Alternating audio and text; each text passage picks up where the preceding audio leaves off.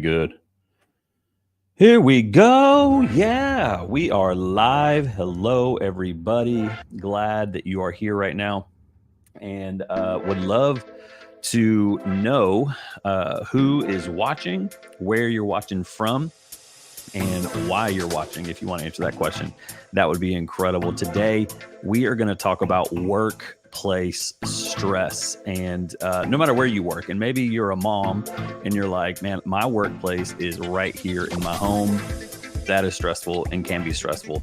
And man, work can be a really awesome place. I know that for me, I've worked in the church for the past 22 years, and it was incredible. And there was also times that it was super stressful. And there's some things that I learned over time. And today, right now, I want to talk about a few signs about workplace stress, which are pretty easy to realize. And I want to talk about 7 steps to help you manage stress at work. What's up, Instagram? How y'all doing? Hope you're doing well.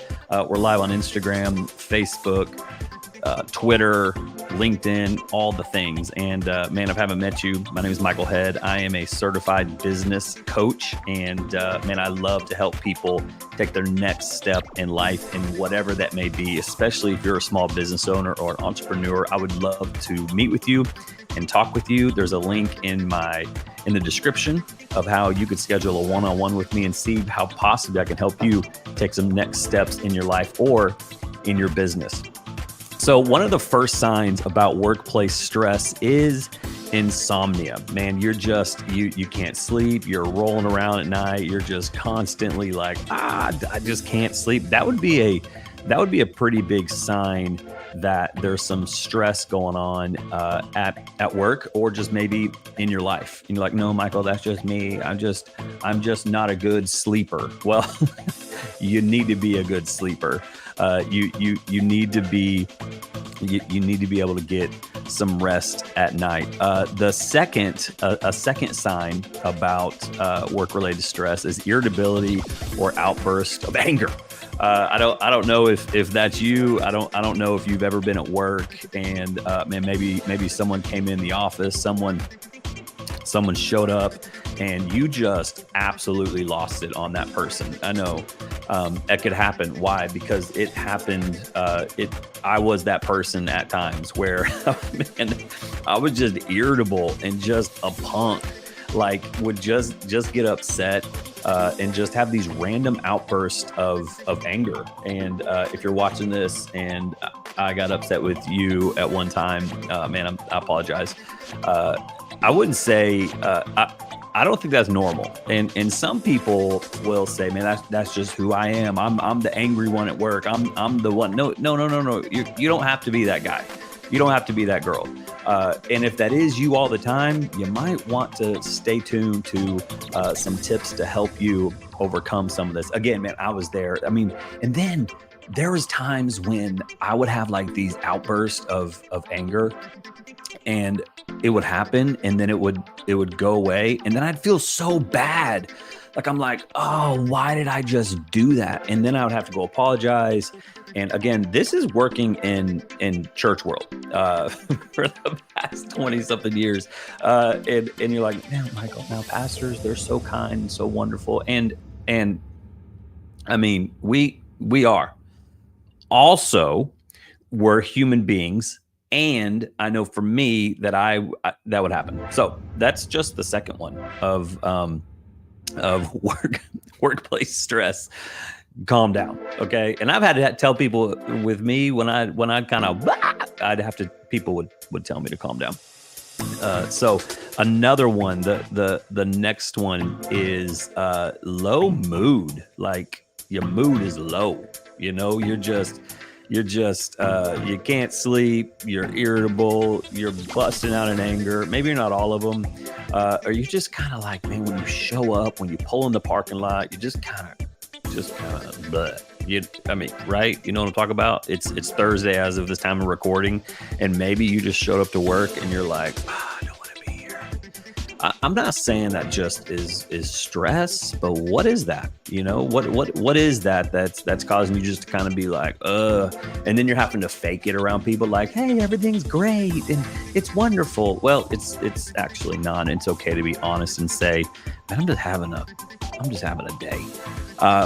Man, the fourth thing, consuming too much caffeine or alcohol, like that could be a problem. When you're drinking too much coffee and not enough water, or you're just drinking too much alcohol, especially at work. If you're drinking alcohol at work, you're stressed, okay? And you need to take a vacation today.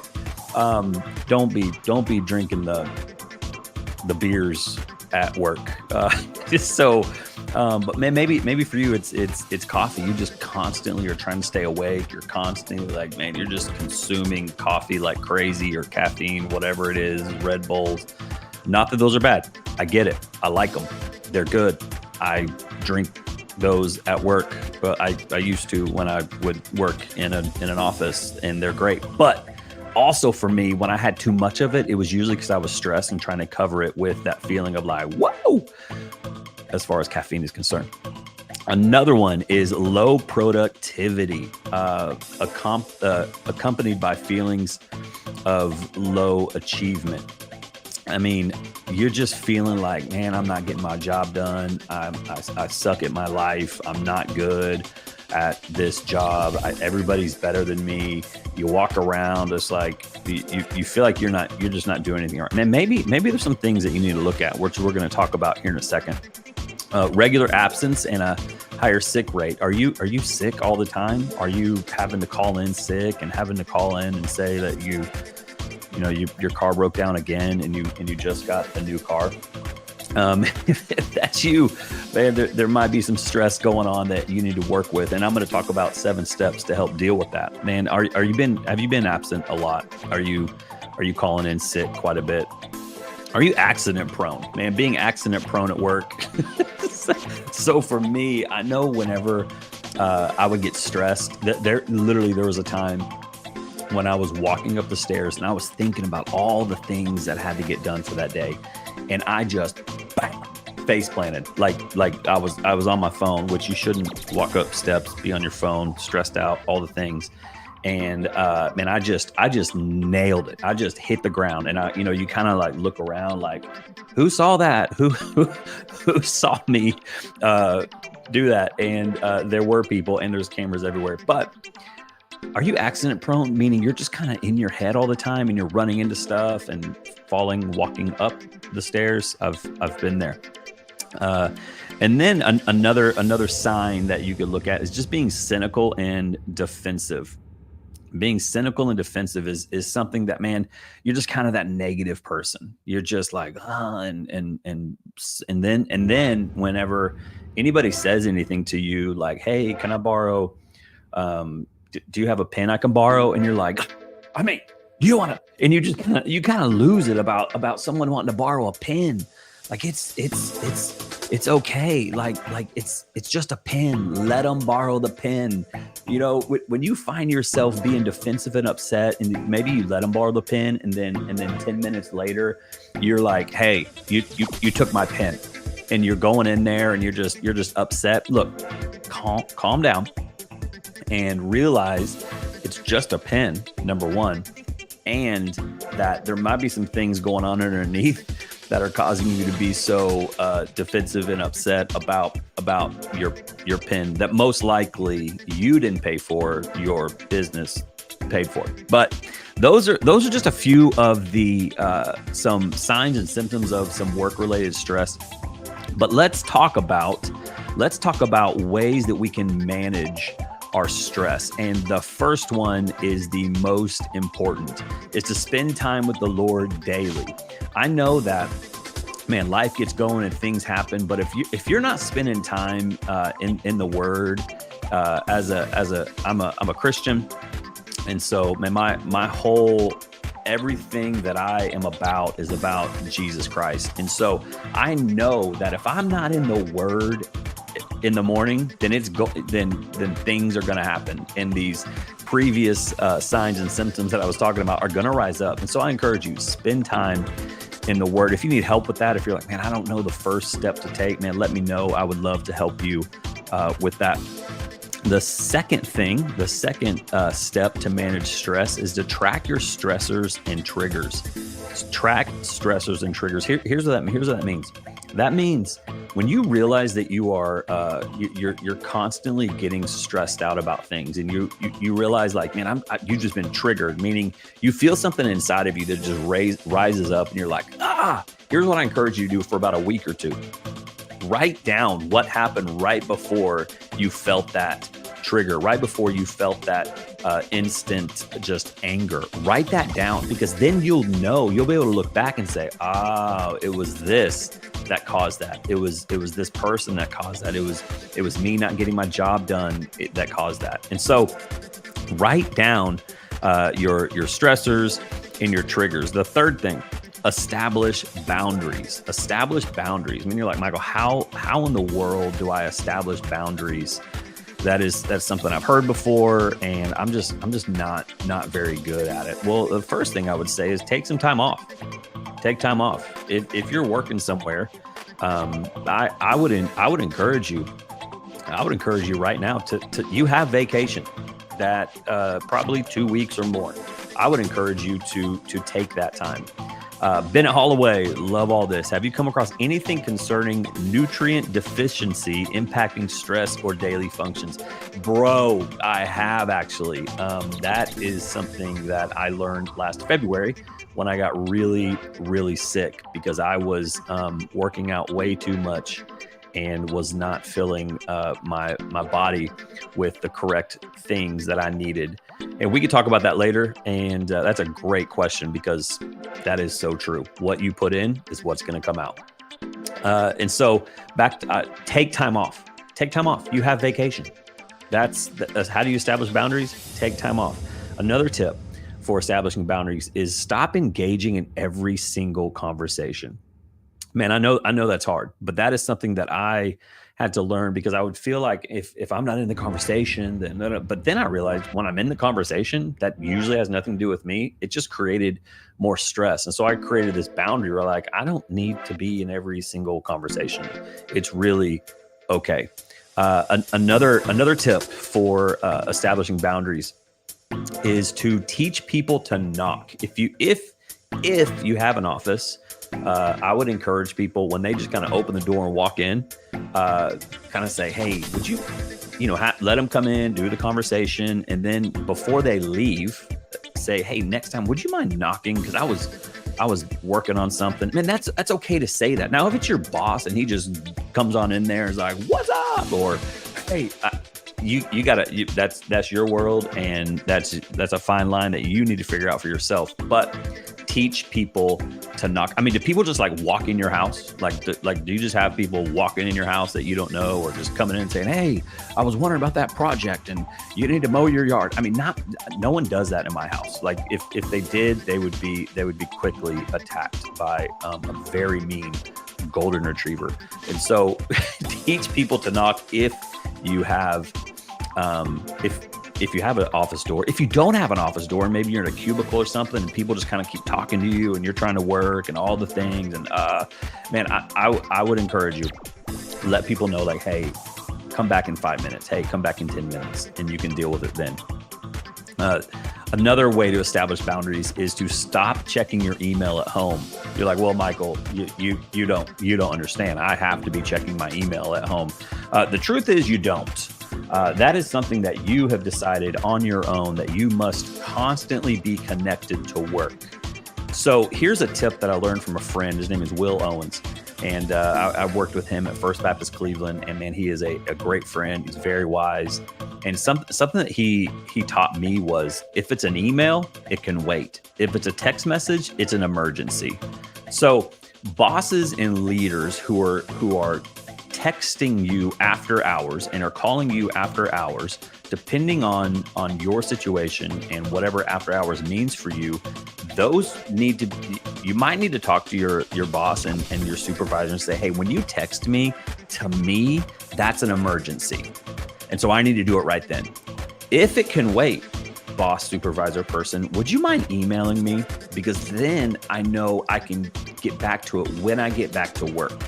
Many of you have young families. You're going to games, you're coaching, you're cooking dinner, you're doing all the things, and you're getting these text messages, and maybe you're the supervisor sending the text messages, but you don't mean for it to be an emergency. It's just how you're communicating. Maybe switch your communication and make email a way that you communicate, and that says it can wait versus a text message or a call that says it's an emergency. And so a boundary is to stop checking your email at home, and maybe put your phone away while you're at home so you can hang out and be present with your family. Okay, these are we're talking right now about 7 steps to manage stress at work. The fourth thing, take time to recharge. Take time to recharge. Man, do something for you that is just exciting. I don't know what that is for you. Like your vacation day is a big deal. Go and take a vacation. And then when you take that vacation, realize I'm on vacation and you're hanging out, and just take that time to recharge. I'm telling you, it is a huge win for you. So do that. Take some time to recharge. I don't know what that means for you, but I know you can do it. The fifth thing, learn how to relax, man. Just relax. I don't, just relax. Like, what does that mean for you? For me, it meant when I was at work and I would get stressed out, I would go walk around outside. That is just a huge thing that I do to relax.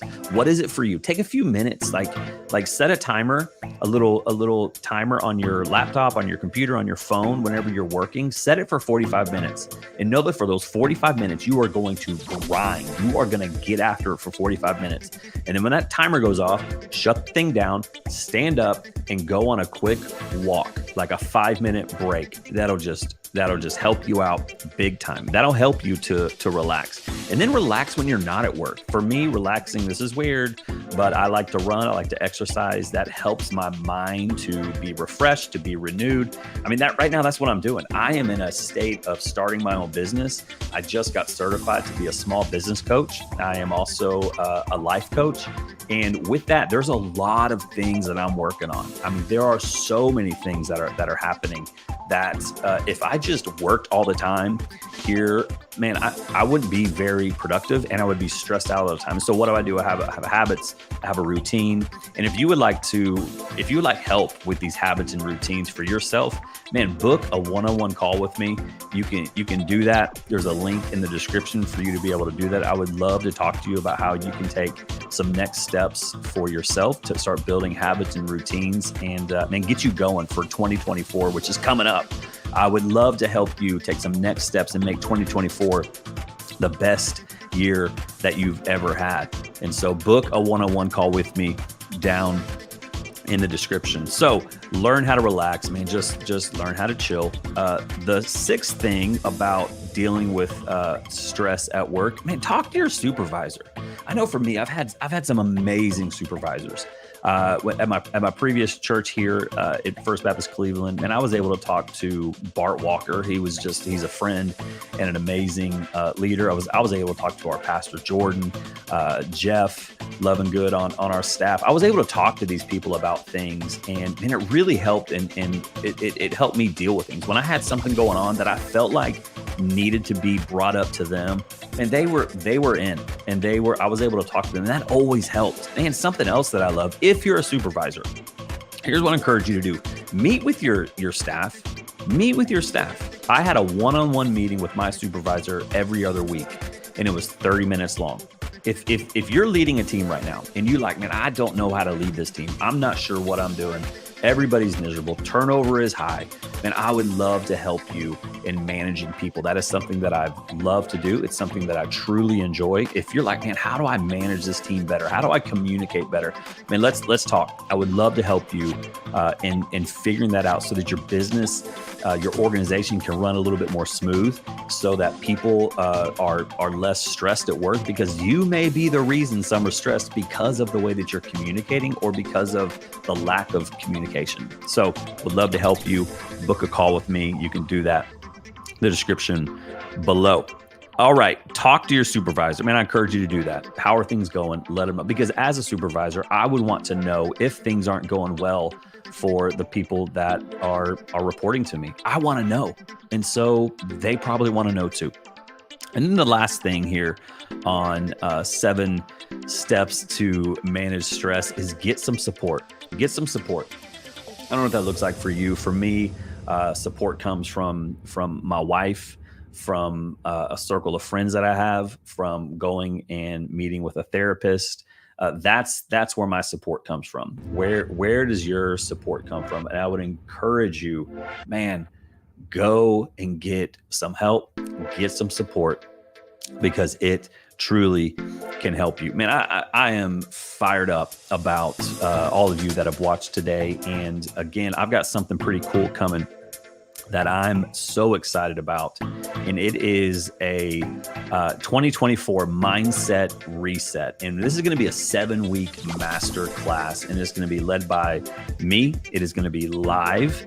And what's great about it is in this class, whenever you sign up, you are going to get 7 weeks of a time with a cohort of other people.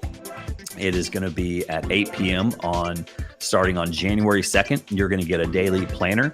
You're going to get a workbook to go through, and you are going to be able to walk away after these 7 weeks with a plan for your life. Because so many of us are just spinning our wheels and going and we're not really sure what to do. And you wake up and you're like, oh man, it's the same thing every day. And you look back on the previous year and you're like, man, I'm in the same place I was last year, and that's normal. But I would love to help you take some steps in this new year so that you can actually grow, you can actually change, and you can actually have a plan for where you're going. And I believe that truly with a daily planner, with journaling, with some other tips and techniques that I would love to teach you, man, I believe that you will have a great 2024. And so, man, if you're interested in that, I would love to meet with you one-on-one. You can find the link in the description below. If you're watching on Instagram, I'm so glad that you're watching. Please go to YouTube and click over and click that description. So, man, that's it for today. I hope that you guys have a wonderful rest of your day. And man, do something fun for yourself today. What is that? Do something super fun, because you deserve it. Let's go.